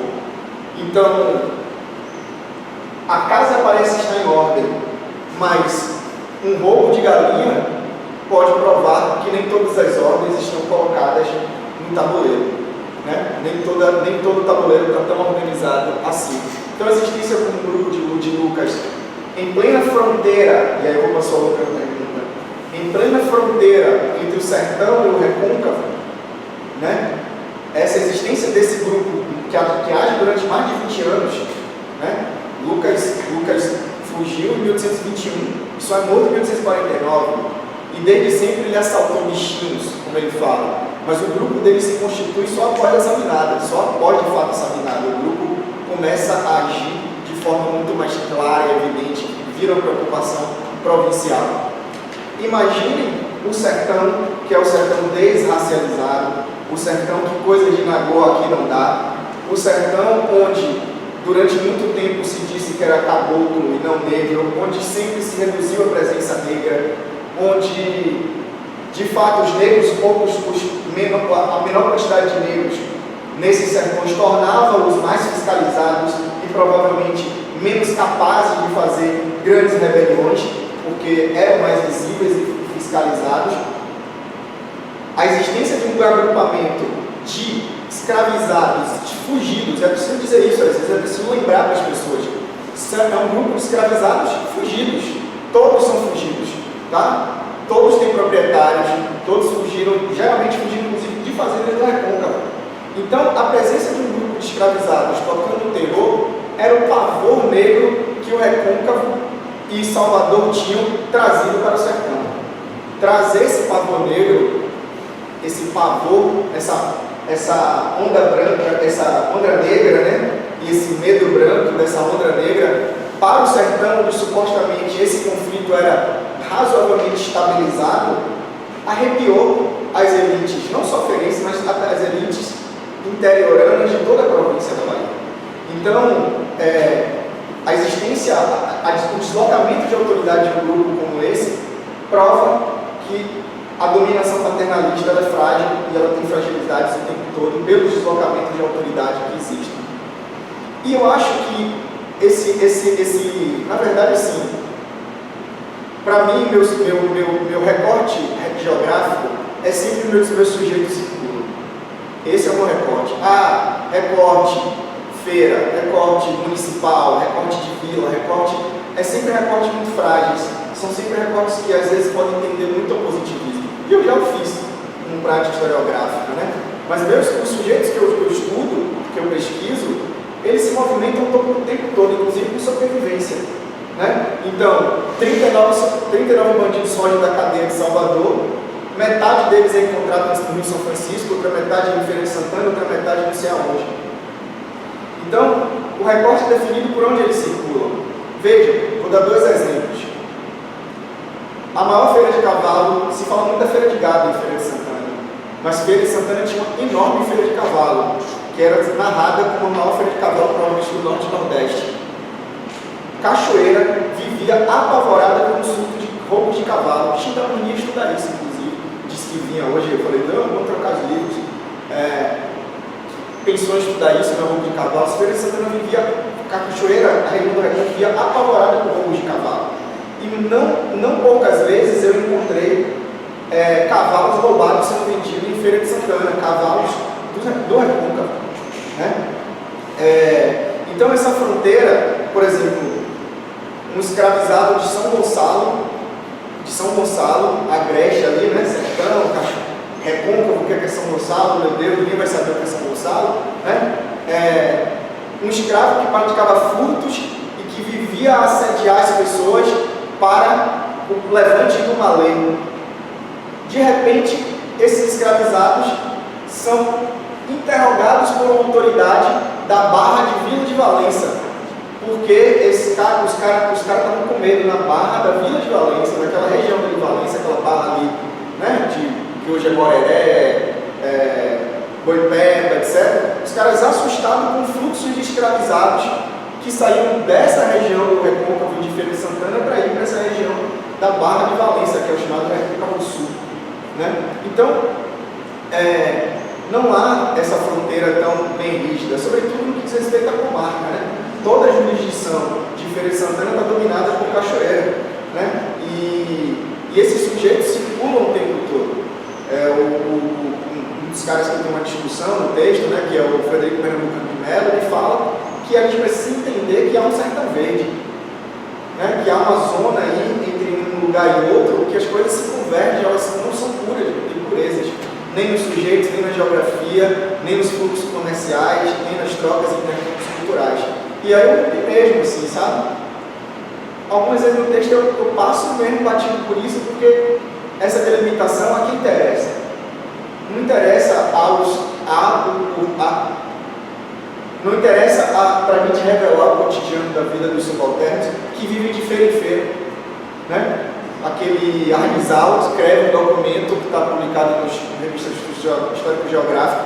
Ele vai dizendo que do Recôncavo até Feira de Santana, toda semana tem feiras livres que vão mais de 2.000 pessoas para cada um desses lugares. Então, assim, que fluxo, que fronteira é essa tão bem delimitada, né? Bom, só por fim, provocação de uma área sobre trajetórias, assim. Isso, inclusive, é uma escolha metodológica, assim, sabe? Eu escrevi um livro sobre crime, que eu só uso um processo crime, que é o processo crime que eu começo a introdução. Que eu mostro, inclusive, como um cara foi achar, ele fugiu de um lugar, matou outro em outro lugar, foi preso em outro, mostrando a singularidade exatamente desse sujeito. Eu não uso o processo crime. Se minha questão era autoridade, era Estado, pensar a formação do Estado, pensar a autoridade, né? Eu acho que era possível analisar essa agência a contrapelo da documentação estatal, como a classe dominante viu a movimentação desses grupos delituosos. E aí não foi cultura da violência, um bloco homogêneo. Na verdade, ela viu com arrepio. E para eu achar esse arrepio na espinha das classes dominantes, eu fui para a documentação política. fui para correspondências, fui para a polícia, não necessariamente para processos clínicos. Não me preocupei com essa perspectiva da agência que processos clínicos traz, porque isso inclusive às vezes trai muito a gente. Né? O cara vai lá, ele é preso e vai dizer assim, não, eu sou jagunço de fulano, porque ele quer se proteger, ele sempre vai dizer que ele tem alguém que paternaliza as relações, que está ali por ele. Então essa documentação da história do crime pegou esse processo do crime, leu e acha que todo mundo é jagunço de alguém. Porque as pessoas é ridículo esse lugar. Eu sou da fazenda de fulano para se proteger. Eu evitei essa escapada. Então, eu trabalhei na perspectiva sobre o caso de Lucas, na discussão sobre excepcional normal, que é uma reflexão da micro-história, no entendimento de que, assim, minha pergunta foi: por que Lucas criou tanto problema?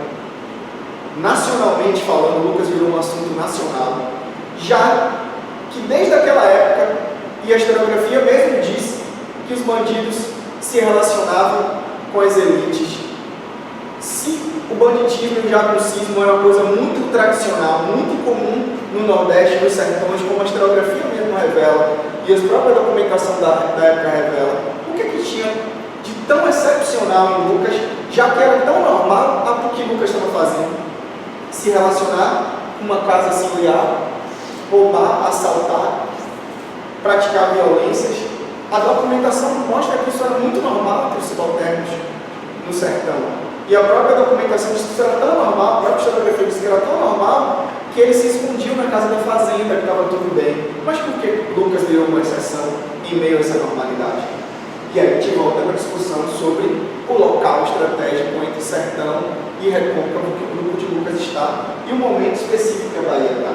Eu podia ter feito um monte de pequenas micro-trajetórias desses sujeitos que eu achei e tal, mas esse não era o objeto. O objeto envolvia Estado. Aí é minha formação no materialismo histórico, da economia política, do materialismo histórico, que diz que Estado importa.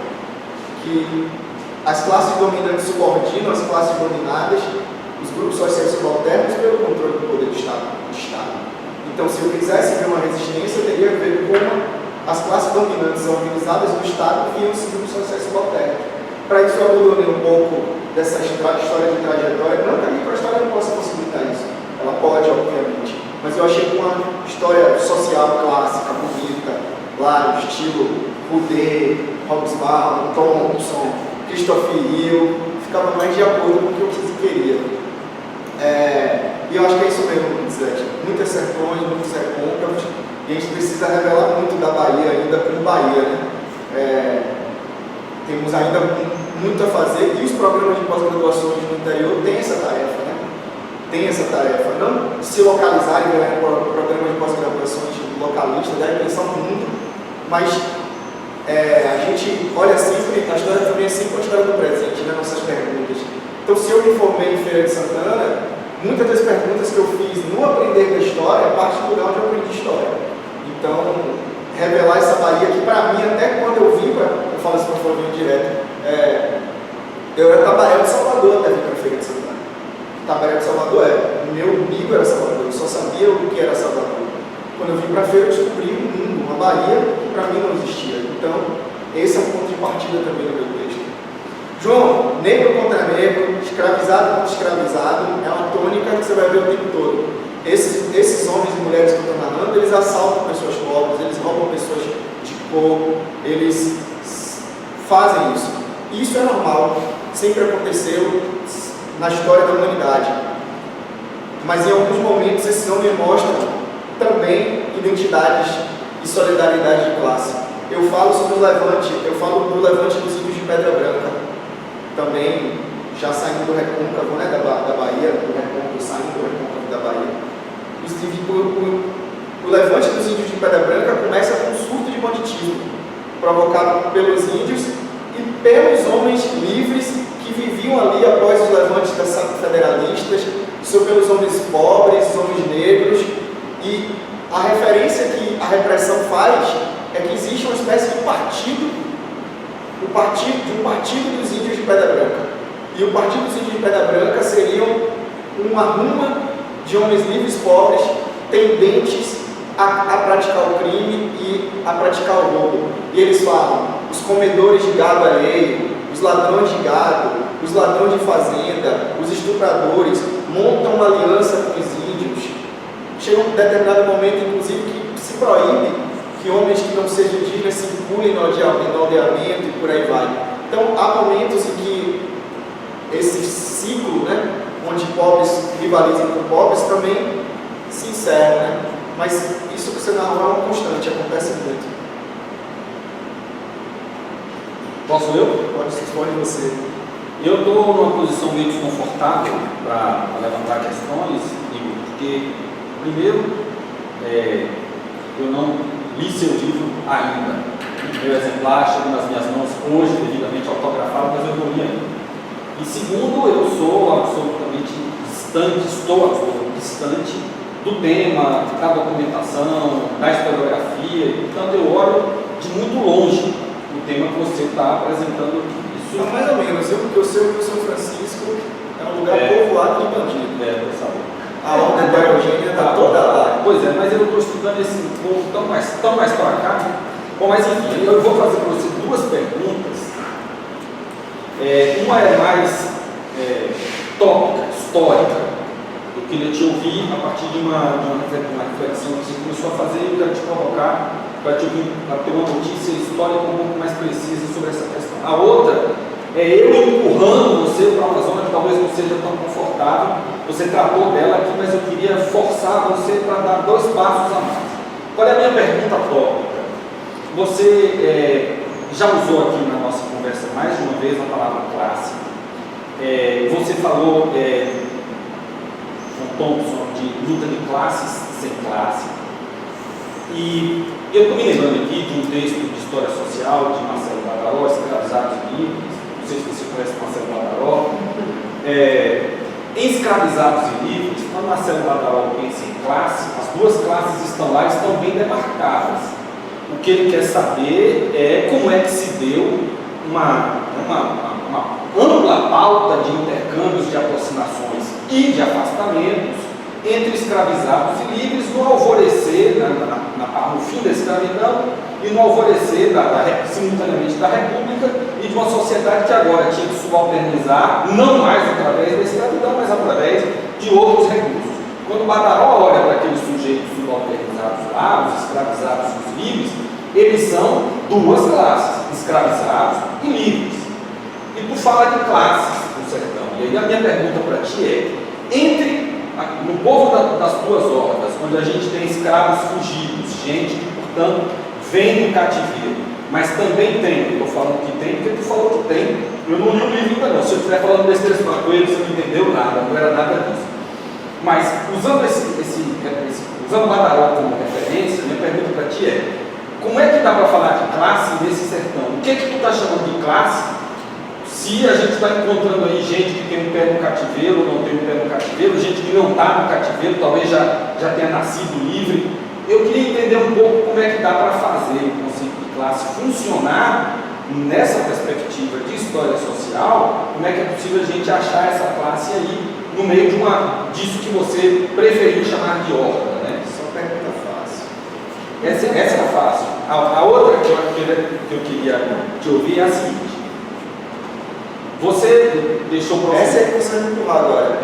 Você já estava tomando empurro, já estava com o cara no chão já. Não. Essa é de ignorante.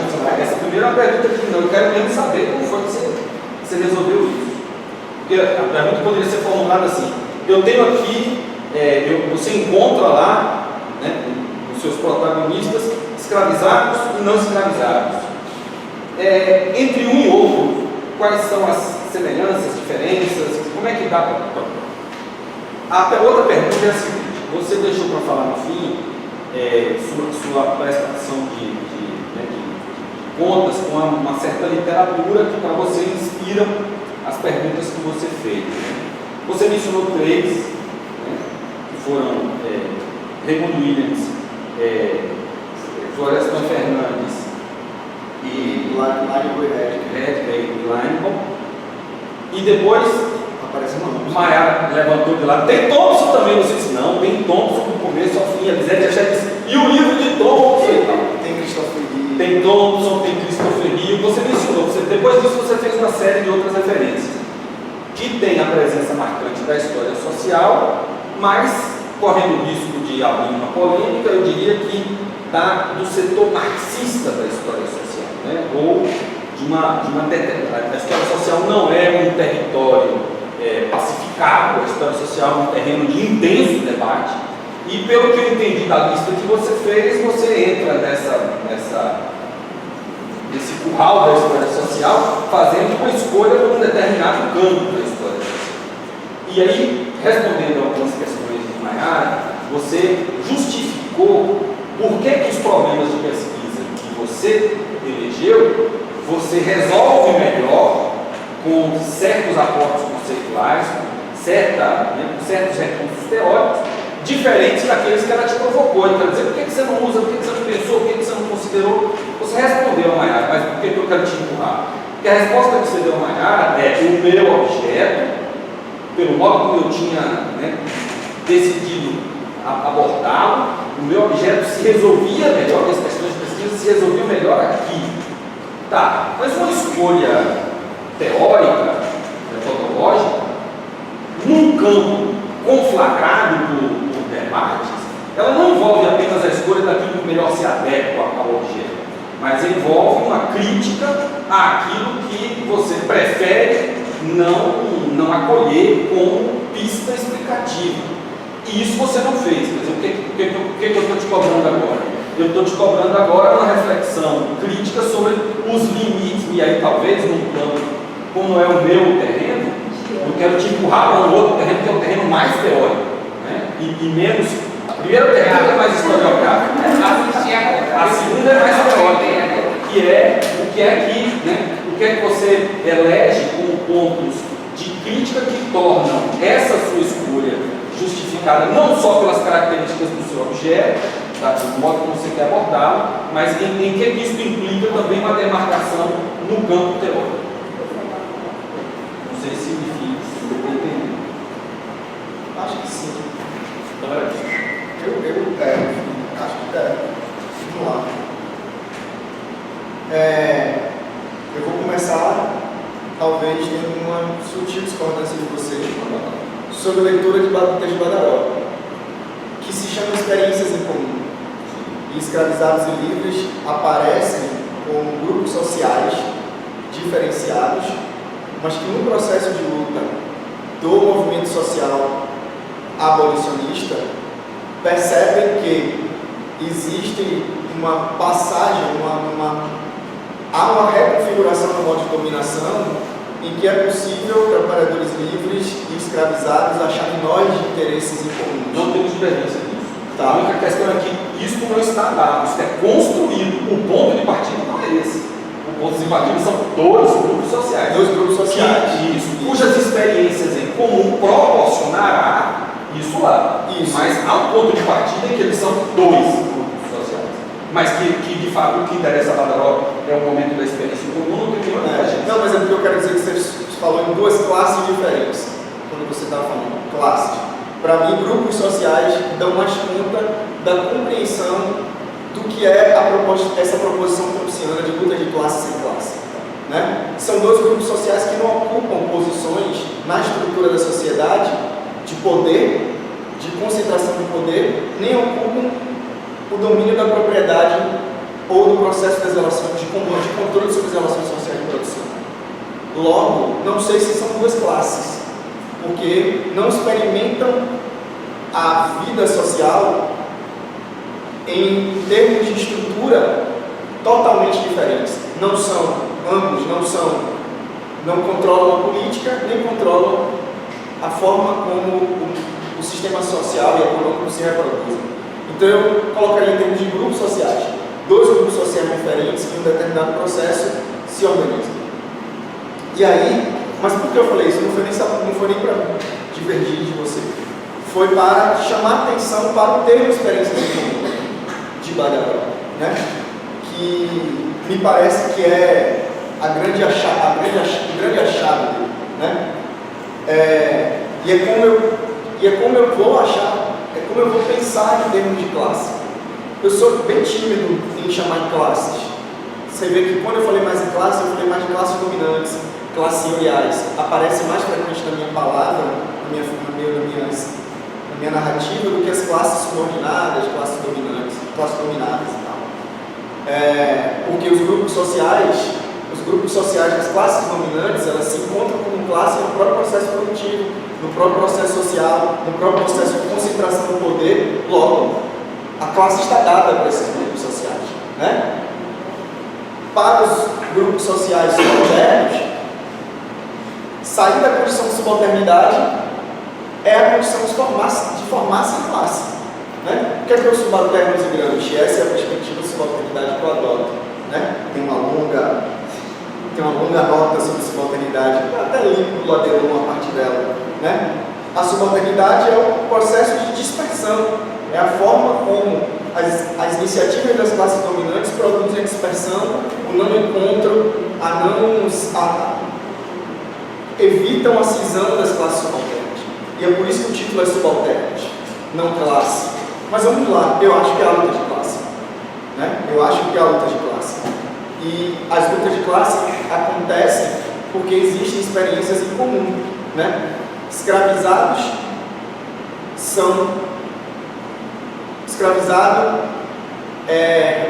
sofre um processo de repressão e é preso.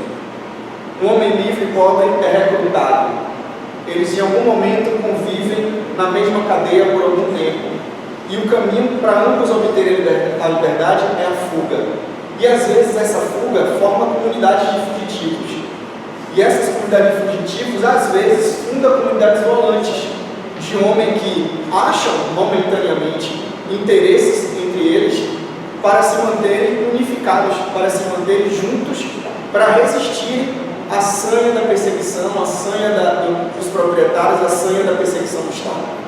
Então, quando esses homens, em algum momento, acham experiências nessas fugas, ou quando os desertores são perseguidos igual são perseguidos escravos, né? Eu tenho documentos meus que os desertores são considerados, são assim, se você tirar a palavra, trocar a palavra por desertor, por escravo, é a mesma prática de perseguição, é a mesma prática, inclusive, para falar fulano de tal fugiu, tem um olho assim, tem um corte assado, manca de uma perna, teve bexiga, não sei o que, é desertor. É a mesma forma de caracterizar a perseguição do escravizado. E em alguns lugares, os desertores, no pós-sanguinada, por exemplo, desertam 300, 400, 200 pessoas, desertam com armas na mão. Os desertores viram um pavor, tal qual o pavor de uma rebelião social, porque os desertores não têm de onde tirar sua vida. Eles saqueiam, eles fazem razias, assim como os quilombolas fazem razias. E muitos, por exemplo, Flávio Gomes vai estudar como comunidades quilombolas no norte do país foram compostas com quilombos e desertores, né? A historiografia latino-americana é muito mais avançada sobre isso, né? A relação entre índios, quilombolas, desertores e salteadores. Ou existem experiências de salteamento, de delitos, que são experiências de unificação dessa ordem heterogênea, né? E o que a ordem heterogênea faz, né? É a hidra do Leibniz, né? De Heidegger. Você caceta ela, nasce outra cabeça. Você corta a cabeça, nasce outra, nasce outra, nasce outra, porque esses homens e mulheres vão criando outras formas de se aliarem na repressão. Então, existem muitas experiências que eu posso ler, como Thompson faz a leitura em alguns momentos, de lutas de classe em classe, né? Uma demarcação de costumes, o teatro, esse contra-teatro da resistência, né? Esse contra-teatro da resistência, quando homens e mulheres demarcam posições, né? Posições políticas frente a esses senhores, mas, sobretudo, a formação, essa experiência é uma experiência fantástica. A gente debruça muito pouco sobre isso. Tem uma dissertação de mestrado só, e um livrinho de 40 páginas da professora Maria Hilda, da UFPA, e uma dissertação de mestrado sobre o levante da Pedra Branca. Cara, o levante de Pedra Branca é impressionante. Ele é uma unidade camponesa contra a invasão das terras dos homens brancos, proprietários, no momento em que os diretórios indígenas estavam sendo desfeitos, reorganizados, né? Desfeitos. Os caras entenderam que ao desfazer os diretórios indígenas, era possível avançar sobre as terras que o diretório indígena tinha. Mas naquela terra dos diretórios indígenas tinha preto, tinha homem livre de cor, que também fazia um roçado ali, que também tirava alguma coisa ali. Quando os homens invadiram aquela terra para ocupar todo aquele território, não faltou comida só para os índios, faltou comida para todo esse campesinato negro, para usar um outro conceito, né, de Flávio Gomes, que estava na banca, né, da tese. Todo um campesinato negro está nessa região também. E é por isso que todo esse grupo social, indígenas, negros, homens livres e pobres, brancos ou de cor, começam a roubar gado para comer. Porque a experiência da fome, quando os homens atacaram essas terras, a propriedade, o espaço de produção da vida, de reprodução da vida, atacou a dieta de todos esses grupos do campo. E eles se aliaram numa frente onde os senhores reconheceram que aquilo era uma frente de subalternos. Então, é nessa perspectiva que eu estou entendendo que a classe, ainda que essa classe não tenha um projeto de superação da hegemonia, né, que não tenha um projeto de poder, um projeto de Estado, que é o sentido que estamos ensinando de luta de classe sem classe. Né? É mais ou menos por aí que eu estou entendendo classe nesses termos do século XIX. Bom, vamos ver se eu entendi sua pergunta de fato. Ó, eu me confrontei com uma historiografia que eu não achei que dava todas as respostas. Ela é uma historiografia eminentemente, algumas delas antimarxistas. Todas elas se debruçavam em atacar a teoria do bandido social de Hobsbawm. O grande objetivo dessa historiografia era provar que o banditismo social de Hobsbawm, que é uma questão de classe, né? O banditismo é uma questão de classe nesses termos, é uma furada, é um texto que não vai para lugar, é uma discussão que não vai para lugar nenhum. Existe um autor, Richard Slater, que escreveu um texto sobre isso e compilou vários latino-americanos escrevendo sobre isso, e ele deflagra essa discussão sobre cultura da violência. E aí, eu trago esse debate, né? Tem uma nota longa de rodapé também sobre culturalismo, sobre revisionismo, né? E aí eu trato esses autores do ponto de vista do revisionismo. Então, revisando uma teoria que foi importante, que inclusive funda a área de estudo da história social do delito, é o estudo de Hobsbawm, né? Que fundou a história do crime, que estuda a história do delito, a história social dos bandidos é rebeldes primitivos e bandidos. Hobsbawm criou um nicho de estudo e eles atacam dentro de Hobsbawm.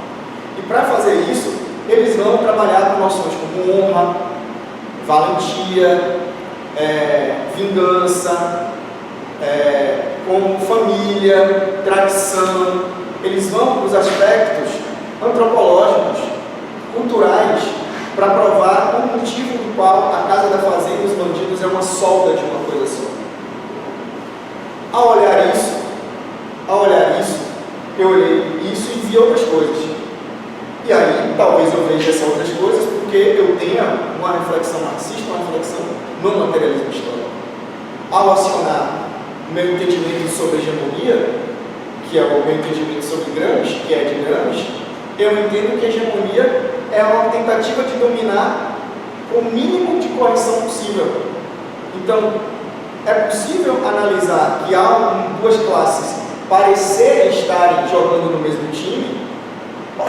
Pode ser um processo de dominação com menos coerção, com um processo de menos coerção. E eu me debrucei sobre isso. Ao me debruçar sobre isso, eu me deparei com um debate de Raymond Willis sobre hegemonia, que a hegemonia é a cultura emergente, cultura acidental, emergente, hegemônica e cultura acidental, insurgente, alguma coisa assim, né? São três níveis que ele delimita para a gente fazer uma análise de cultura, da cultura. E ao analisar isso, você chega à conclusão que ali não é uma cultura que solta uma classe. É uma cultura que, na verdade, está produzindo um tipo de dominação, que é um tipo de dominação que acontece no século XX. Por exemplo, esse Frederico Pernambucano de Mello acha que o cangaço é isso, um escudo ético. Ele chama de escudo ético. Coronéis e cangaços se abraçam porque existe um escudo ético. Qual é esse escudo ético? Honra, valentia, tradição, Uma outra historiadora, Luitgard Viana, que nós já trouxemos para cá, né, professor Vicente? Já veio fazer. Luitgard Viana veio para cá fazer uma apresentação. Ela tem uma interpretação completamente diferente disso, que é gramsciana. Qual a interpretação dela disso? Ela diz que isso não é uma cultura sertaneja, isso é uma cultura cangaceira, porque o cangaceiro não faz sexo anal, não corta o pênis, não humilha. Isso é uma cultura cangaceira, não é uma cultura sertaneja. E o que é que ela vai ver? Ela vai ver que o cangaço é uma recomposição do latifúndio. O cangaço se vinculou ao coronelismo para destruir o minifúndio, porque o minifúndio incomodava as classes dominantes. Ela vê uma relação de aliança entre cangaço e feio, mas ela vê isso como um processo de dominação, uma forma de uma classe dominante produzir um sistema social de dominação. E isso é uma preocupação thompsiana, a exploração. É por isso que tem um capítulo chamado A Exploração, então, que parece que o povo apaga esse capítulo. Apagou o capítulo da exploração. Tem um capítulo da exploração. Então, do ponto de vista teórico, marxista, dominação e exploração são aspectos importantes para se definir. E eu busquei achar uma gramsciana disso. Hegemonia, né? E lutas de classe. E a partir daí eu passei a desenvolver uma análise em que eu percebia que a história de baixo, vista de baixo, aliado a essa história social marxista, né, me possibilitava entregar coisas que aquela historiografia que eu estava discutindo, na real, na minha concepção, estava colocando debaixo do tapete, né, que é o que o James Scott chama de resistência brechtiana, né? Há muitas formas de resistências ali, né? Que eu tentei resgatar, que são confusas, que são, né? Não são lineares, né? Mas que estavam ali. E, enfim, usei desse arsenal, que é o arsenal que eu tenho, e ele pode dizer, criticou o culturalismo e para ver de antemão o marxismo, né? Ver o marxismo em tudo, etc. E não tem problema, né? Historiadores fazem a crítica às fontes do ponto de vista teórico que eles têm. O meu era esse, e eu fiz, e acho que cheguei a um resultado que me satisfez, assim, do ponto de vista de revelar as experiências dos sujeitos dominados. Porque é para isso que o caderno 25 de Gramsci existe, né? Ver em meio à dispersão aspectos que ninguém está vendo para mostrar que os grupos sociais subalternos estão ali em estado de fermentação, que é o que o Gramsci chama, né? Fala, estado de fermentação contínua. Então, para mim, eu achei vários momentos desse estado de fermentação contínua. Então, hegemonia e subalternidade são pares íntimos que não podem ser dicotomizados. Só existe hegemonia porque existe, só existe subalterno porque existe hegemonia. Então, eu fui nesse rastro.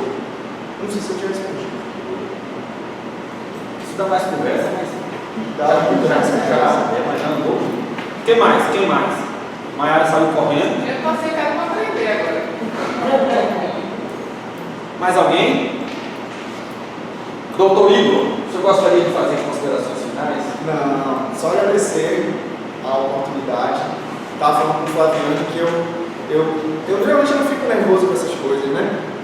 Na defesa do doutorado, minha mãe falou, você não está nervoso? Eu falei, não, eu me fico, isso é estranho. A mãe disse isso, né? A mãe disse isso, você é uma pessoa estranha. Aí eu falei, não estou nervoso, eu não fico nervoso nessas coisas. Mas hoje, de manhã, eu fiquei um pouco nervoso. Fiquei um pouco nervoso porque eu acho que estou voltando para um lugar que me deu régua e compasso, como eu escrevi na dedicatória, né? Minha irmã me ligando, fala família parece. Para um lugar que me deu régua e compasso, né? Para o bem e para o mal, nas disputas historiográficas, nas disputas do movimento estudantil, nas disputas sobre concepção de história, que os corredores, as cantinas, a sala de aula,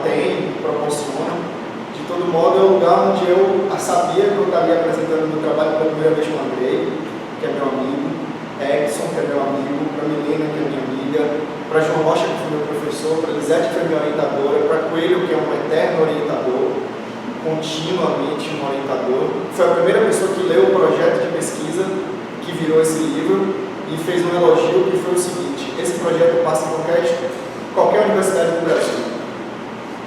Quando o Coelho fala alguma coisa desse tipo, eu acho que a gente tem que levar a sério, acreditar que a coisa tem alguma qualidade. Seu projeto passa em qualquer universidade do Brasil. Foi exatamente isso que eu lembro do texto. Então, sempre um incentivador, uma pessoa que sempre abriu todas as portas possíveis, portas inclusive de família, né? Portas familiares, inclusive para mim, em outros lugares do Brasil. Eu sou muito grato, deixar aqui público para gravar. Sou muito grato. Acho que você sabe disso. A Elisete também sabe disso. Está sempre, em todos os momentos, eu agradeço quem me deu o recompensa de fato. E os amigos também estão nos agradecimentos, porque os amigos também dão recompensa. E esse livro não seria esse livro se não fosse o acúmulo de história que eu tenho com as pessoas que aqui estão, espalhadas por essa universidade, que talvez não estejam aqui hoje, mas estão espalhadas aqui, e pelas pessoas que também estão aqui. Então, eu agradeço a presença de vocês, espero que o livro esteja à altura de vocês. Aí fazer aquela observação, mesmo assim, as pessoas não têm nada a ver com meus erros. Aquela observação clássica que todo mundo faz, mas espero que esteja à altura de vocês, dos amigos.